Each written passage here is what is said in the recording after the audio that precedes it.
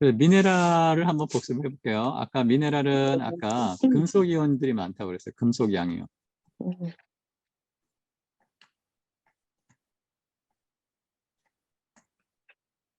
금속 양이온들이 많거든요. 물론 비금속 음이온도 있긴 해요. 여기 뭐 황이나 뭐 요오드 이런 것들은 비금속이죠. 칼슘, 그죠? 칼슘은 골격, 치아, 혈액 응고, 근육 수척의 핵심적인 요소예요. 결핍이 있으면 구루병, 골다공증. 과잉이 있으면은 콩팥에 결석이 생겨요. 변비가 생기고 녹내장도 일어나요.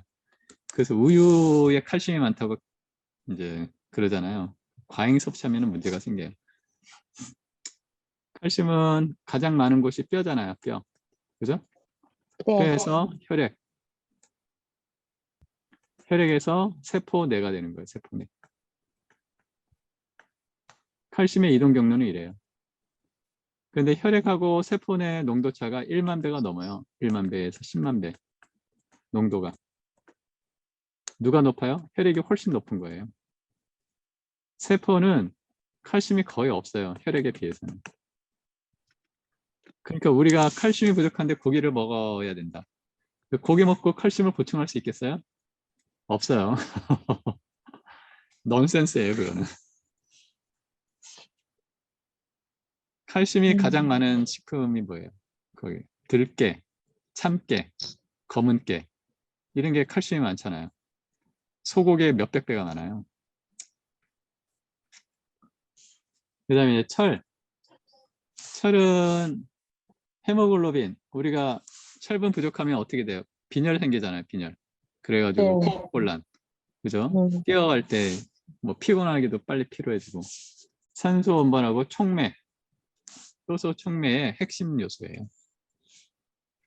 적으면은 빈혈, 또 체온이 낮아진 저체온증. 과잉이면은 당뇨, 암, 구토. 네? 이런 거 많이 생기거든요. 그 다음에 나트륨. 아까 나트륨 배우셨죠? 네.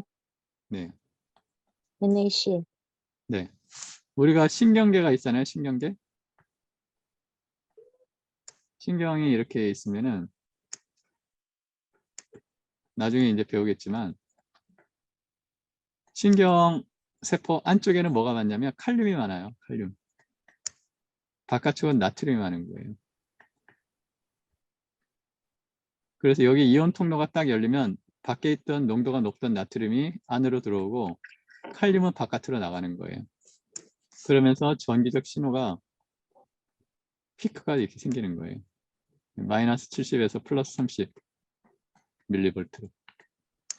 그러면 전압이 생기는 거거든요. 그러니까 이 전압이 생기는 신호가 계속 옆으로 전달이 되는 거예요. 1초에 100m 정도 속도로. 그러니까 이런 우리가 신경계의 신경이 원활하게 작동하기 위해서도 나트륨 이온하고 칼륨 이온이 필요한 거예요. 그러니까 소금을 안 먹으면 안 되죠. 소금을 안 먹으면 신경작용이 잘 안 되니까. 그죠? 칼륨. 칼륨은 어디에 많아요? 칼륨. 칼륨은 채소, 콩, 견과류에 많죠. 그죠? 그래서 채소나 콩이나 견과류를 먹을 때는 꼭 소금을 같이 먹어줘야 돼요. 안 그러면 칼륨 과다가 되는 거예요. 칼륨 과다. 칼륨 과다가 되면 맥박이 빨라지거든요. 그래서 채소, 과일, 견과류는 특히 소금하고 천일염하고 같이 먹어야 돼요. 천일염. 그 다음에 구리. 구리, 적혈구 생성, 뼈에 중요하고 백혈구 감소, 결핍 시 골격이 이상해집니다. 또 과잉하면은 간이 손상이 돼요. 간 독성이 생겨요. 구리도. 또 망간, 효소의 주성. 여기 있는 건 모두 효소의 주성분이에요. 사실은. 셀레늄 이런 것도 이제 쭉 읽어보시고 요오드 갑상선 오르면 과잉이면은 항진, 적으면은 기능 저하. 황은 단백질 구조의 핵심적인 요소예요. 그래서 이제 또 인은 DNA 구조의 중요 성분이고 ATP, 에너지 영양소. 에너지의 기본 단위 ATP의 성분이고 이렇게 쭉 나와 있어요. 그래서 참고로 보시고 나중에 저희가 다시 한번 할 거예요. 특급인가 할 때. 그래서 참고로 왜 이걸 했냐. 미네랄이 중요하다. 미네랄이 중요한데 왜 중요하냐. 얘들이 기본적으로 양이온을 많이 띠고 있어요. 양이온. 전자를 쉽게 나갈 수가 있는 거거든요. 전자를. 아까 나트륨이 전자를 잃어가지고 나트륨 양이온 플러스 1가가 된다고 그랬잖아요. 그죠? 칼슘도 2가가 되거든요. 이러한 양이온적인 특성이 있기 때문에 이런 기능들이 가능한 거예요. 그러니까 금속이나 전자의 이동, 옥텟 규칙의 개념을 모르고 이런 거를 이해하기가 쉽지가 않은 거예요. 그래서 참고 보시라고 한 거고, 이제 간단하게 이제 효소도 간단하게 소개를 해드리면, 효소도 나중에 자세히 하겠지만 설명을 드리면, 효소는 어떤 기질, 기질이라는 거는 반응 물질을 말하는 거예요. 반응물. 반응물을 기질이라고 표현하는데,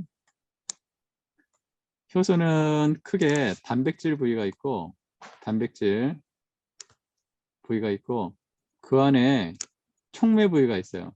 활성 부위가 보통 금속 미네랄이에요. 활성 부위가 금속 성분이라고. 금속이기 때문에 전자가 쉽게 나가잖아요. 그죠? 그래서 반응을 일으키는 거예요. 쉽게. 그래서 이런 기질을 이 단백질이 이 구조에 딱 맞춰가지고 열쇠하고 자물쇠처럼 딱 맞아 떨어뜨리면 여기서 반응을 일으켜가지고 딱 분리를 해주는 거예요. 또는 반대로 결합을 하고. 그럼 효소라는 건 뭐냐? 효소라는 것은 기본적으로 효소 기질 복합체를 형성한 다음에 활성화 에너지를 낮춰주는 거예요. 활성화 에너지는 뭐냐? 영어로는 액티베이션 에너지.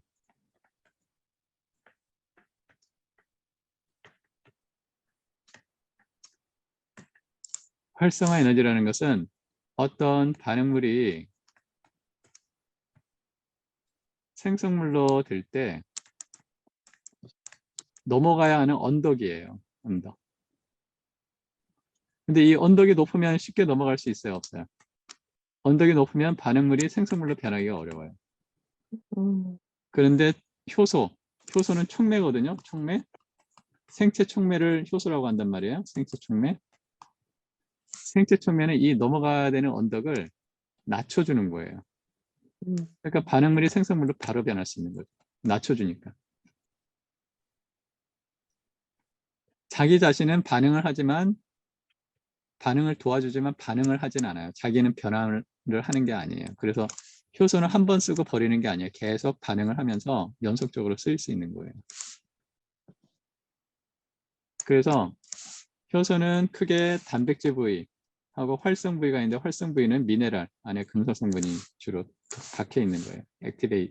액티브 사이트, 활성 사이트 위치가 있는 거예요. 그래서 이제 활성화 에너지를 낮춰주는 거 일반적으로 이걸 정촉매라고 그러고 활성화 에너지, 액티베이션 에너지를 낮춰주는 걸 정촉매. 또 부촉매도 있어요. 사실은 부촉매는 활성화 에너지를 오히려 높여줘요. 그래서 반응을 느리게 만드는 거죠. 이건 반응을 빠르게 만들고 이거는 반응을 느리게 만드는 거죠. 그죠? 그래서 인체에는 5,000가지가 넘는 이런 생막 반응이 있다. 이렇게 이야기를 하고 있어요. 그래서 이 단백질은 보통 공유 결합을 통해서 결합이 돼 있고 금속은 이온 결합이다. 이제 이렇게 볼 수가 있는.